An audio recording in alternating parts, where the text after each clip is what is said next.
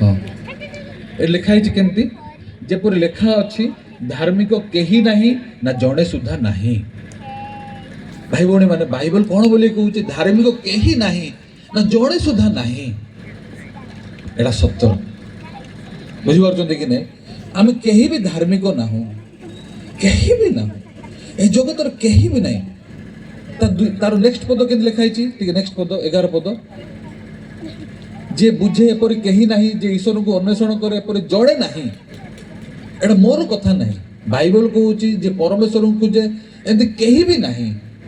जदि आप कंटिन्यूसली जदि वाक्य तलू तलू तलू तलू जदि पढ़े आप पाइपर सतरे मनीष पाखे कौन सी उत्तमता नहीं कौन सी उत्तमता को लेकिन मनीष केवल भी स्वर्ग को जापर ना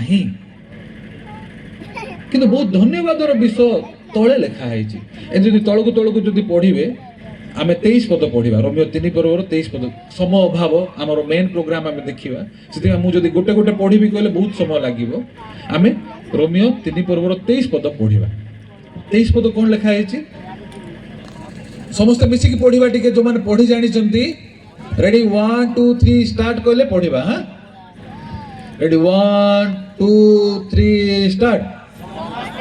पाप करी पुणी ईश्वर गौरव रहित होती। बाइबल कौन कहूँ समस्ते तो पाप करी पुणी गौरव रहित होती। भाई भौणी माने एटा सत्य कथा आमे चेष्टा